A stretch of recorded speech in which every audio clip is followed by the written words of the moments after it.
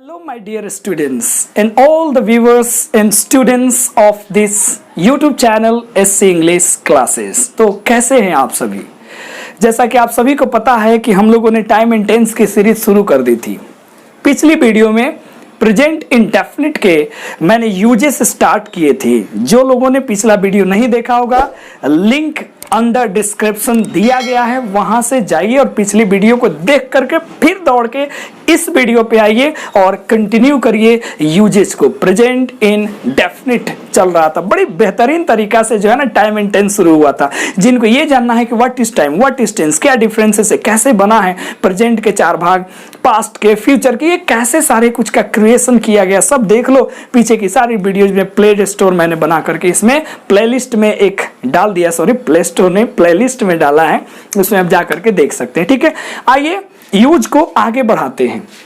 तो तीसरा अपना यूज है वो है पोजेशन एंड ऑनरशिप। बोलो क्या बोला मैंने, पोजेशन एंड ऑनरशिप, यानी कि अधिकार। इसका हिंदी मतलब क्या होता है, बोलो बेटा, अधिकार। तो अधिकार दिखाने के लिए, क्या दिखाने के लिए, अधिकार दिखाने के लिए हम लोग जनरली प्रेजेंट इंडेफिनिट का इस्तेमाल करते हैं। जैसे कि यहाँ कुछ वर्ड है, बिलोंग, ऑन, हैव और हैज। हमने क्या बोला, बोलो बेटा, बिलोंग, ऑन, हैव और हैज। ये तो अपना प्रेजेंट ही होता है। जैसे मैंने एग्जांपल लिखा, this book belongs to me, यह पुस्तक मेरी है।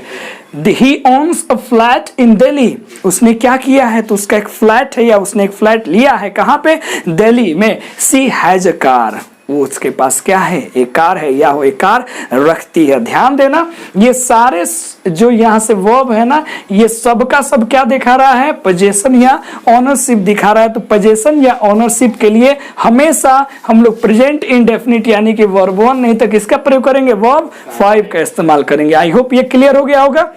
अगला देखते हैं भैया, बड़ा इंपॉर्टेंट है ये, ह्यूमन फीलिंग, इंसान की जो फीलिंग्स हैं, जो इमोशंस हैं, या कुल मिलाकर के मेंटल एक्टिविटी कहिए, ये दोनों का दोनों तो मेंटल एक्टिविटी है, जाना, जो समझ रहे ना, जो भावनाएं हैं, तो भावनाओं को दर्शाने के लिए प्रेजेंट इंडेफिनिट का इस्तेमाल किया जाता है। और इससे रिलेटेड कुछ वर्ब्स हैं, बहुत सारे वर्ब्स हैं बेटा, जिनमें जल्दी आईएनजी नहीं लगता है, लेकिन अगर लग जाए आईएनजी तो उनका अर्थ भी बदल जाता है। और ये कहा, जब मैं प्रेजेंट कंटिन्यूअस टेंस जब मैं पढ़ाऊंगा तो इन सारे वर्ब में से जो इंपॉर्टेंट कुछ वर्ब्स हैं जिसमें आईएनजी लगता है तो मतलब बदल जाता है, उसको मैं समझाऊंगा। लेकिन फिलहाल ये समझ के चलो कि इन सारे वर्ब्स में हम लोग जनरली आईएनजी का इस्तेमाल नहीं करते हैं। किसका इस्तेमाल नहीं करते हैं, बोलो जरा, आईएनजी का। जैसे मैंने कहा, आई बिलीव इन गॉड, मैं भगवान में भरोसा रखता हूं, मैं भगवान पर भरोसा करता हूं। तो बिलीव क्या है, एक मेंटल एक्टिविटी, एक फीलिंग है, एक इमोशन है। वी लव आवर कंट्री, हम लोग अपने देश से प्यार करते हैं, ये भी तो मेंटल एक्टिविटी है ना, फीलिंग है, इमोशन है। तो यहां भी वर्ब 1 या वर्ब 5 रखेंगे। I feel that I should not vex her, मुझे लगता है कि मुझे उसे तंग नहीं करना चाहिए। तो यहाँ पे ये जो फील नामक शब्द का यूज किया गया है, that is what, mental activity से ही रिलेटेड है। Think, I think she is always wrong, मैं मुझे लगता है कि वो हमेशा गलत होती है। तो थिंक का भी इस्तेमाल हम लोग मेंटल एक्टिविटी को शो करने के लिए करेंगे। और जब मेंटल एक्टिविटी की बात आ जाएगी ना बाबू, तब उसमें हम लोग आईएनजी नहीं लगाएंगे। जैसे कोई बोलेगा मैं उससे प्यार कर रहा हूं, क्या बनाओगे। कोई बोलेगा आई एम लविंग हर, अरे बेटा आई लव हर बोलो ना। मैं उसे चाह रहा हूं तो बोलेगा आई एम वांटिंग हर, अरे बेवकूफ आई वांट हर। मैं उसे पसंद कर रहा हूं तो बोलेगा आई एम लाइकिंग हर, नहीं जी आई लाइक हर। मैं तो ये जितने भी यहाँ वर्ब है, notice, recognise, see, hear, smell, appear, look, seem, want, wish, desire, feel, forget, like, hate, love, hope, remember, forget, ढेर सारे शब्द हैं जिनमें आईएनजी का जनरली इस्तेमाल नहीं करते हैं। तो याद रहेगी ये मेरी बात, तो फटाफट सारी बातों को नोट कर लो। 2 अपने रूल यहां खत्म हो गए, 2 रूल पीछे वीडियो में थे, अगले रूल के तरफ चलते हैं। चलिए नोट करिए फटाफट इसको। तेरे बिना हो गया, चलो देखो। अब ये जो रूल है ना, यहाँ पे थोड़े से बच्चे हमारे कंफ्यूज हो जाते हैं। ठीक है बेटा, प्लान्ड फ्यूचर एक्शन, चूंकि उन्हें लगता है कि ऐसे सेंटेंसेस में हमें शैल विल का इस्तेमाल करना चाहिए। बोलो किसका इस्तेमाल करना चाहिए? शैल विल का। लेकिन आखिर क्यों ऐसे सेंटेंसेस में हम लोग शैल और विल का इस्तेमाल नहीं करते हैं? यहाँ पे थोड़ी सी दिक्कत होती है। पढ़ने को तो पढ़ लेते हैं, प्रधानमंत्री कल आएंगे, the prime minister comes tomorrow. भैया तो prime minister will come tomorrow क्यों नहीं होगा?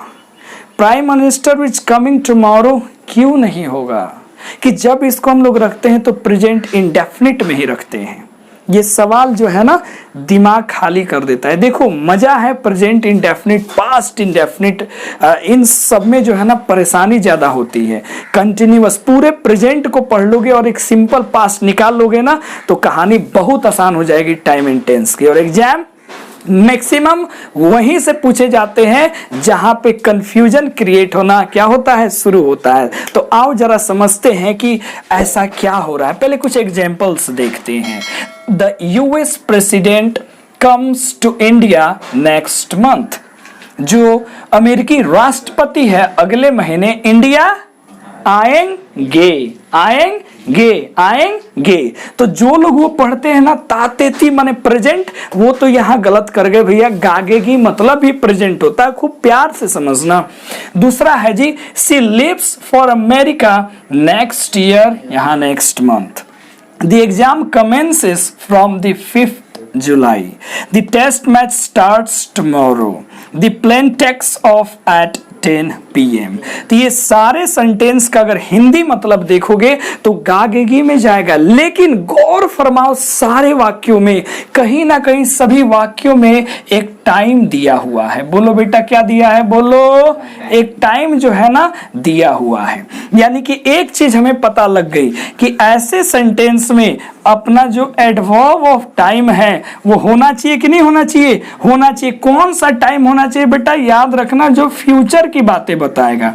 जैसे next month, next year, next tomorrow, ठीक है ना। Tomorrow, in July, at 10 PM, at 12 PM, in morning, in evening, ये सारे के सारे इसमें होना चाहिए ही चाहिए। तभी सब सेंटेंस जाएंगे प्रेजेंट इंडेफिनिट में, अन्यथा फ्यूचर लेके चला जाएगा। अब जरा प्यार से समझना ये कहानी। हमने क्या लिखा है? Pre planned future action. ये वो एक्शन है जिसकी प्लानिंग प्रेजेंट में होती है, न कि कोई फ्यूचर में जाके करता है। कहाँ होती है प्लानिंग? प्रेजेंट में होती है। और ये जो प्लानिंग होती है ना ये ऑफिशियल होती है। बोलो कौन सी होती है? ऑफिशियल। कौन सी होती है? ऑफिशियल। कौन सी होती है? ऑफिशियल। प्लानिंग क्या होता है? Pre planned, pre planned, pre planned, मतलब इसका होने का सर्टेनिटी ज्यादा होता है। ये निश्चित है। अरे कोई 11 थोड़े इंसान है। बोला गया the US president comes here tomorrow, राष्ट्रपति आ रहा है। कहाँ का राष्ट्रपति जी? अमेरिका का। था ऐसा थोड़ी बोल दिया तो कल नहीं आएगा। हाँ हो सकता है कि 1% चांस हो कि कुछ प्राकृतिक आपदा आ जाए, कुछ अटैक हो जाए तो नहीं आए, लेकिन 99% वो आएगा तो आएगा। तो इसमें 2-3 चीजें है। पहला बात तो वो ऑफिशियल जो है ना अनाउंसमेंट होनी चाहिए। दूसरी बात है उसमें एडवर्ब ऑफ टाइम है, मतलब वो बता रहा है कि ये काम होगा ही होगा। 99.99% इस काम होने का चांस है। तो इसीलिए हम लोग इसको किस में रखते हैं? प्रेजेंट इंडेफिनिट में। और वर्ब 1 या फिर किसका इस्तेमाल करते हैं? वर्ब 5 का इस्तेमाल करते हैं। और शैल विल जो है किसको दिखाता है? फ्यूचर के बातों को, जो हो भी सकता है नहीं भी हो सकता है। लेकिन ये काम बेटा 99.99% होगा होगा होगा। तो ऐसे सेंटेंस के लिए जो ऑफिशियल हो, जो प्री प्लान्ड हो, जिसके होने की संभावना 99% हो, जिसमें एडवर्ब ऑफ टाइम दिया हो फ्यूचर का, तो पक्का वर्ब 1 या वर्ब 5 का इस्तेमाल करेंगे। आई होप आपके घुंडी में आपके फंस गया होगा कि अब से सर गलती नहीं करेंगे। जैसे चंदन सर अगली वीडियो नेक्स्ट वीक में लेके आएंगे, पक्का सिंपल प्रेजेंट टेंस में जाएंगे। ठीक है आप लोग, ठीक है आप लोग कल अच्छे अच्छे कमेंट कर देंगे, कल करेंगे जी। आज मुझे लग रहा है कि ऐसा मेरा प्लान है, तो आप प्रेजेंट इंडेफिनिट में जाएंगे। कल जो है समझ रहे हैं हमारे नीतीश कुमार जो है वो रक्सौल आएंगे। हालांकि ये तो पॉसिबल नहीं है, लेकिन अगर उन्होंने प्री प्लान करा है तो वो आएंगे, जरूर आएंगे।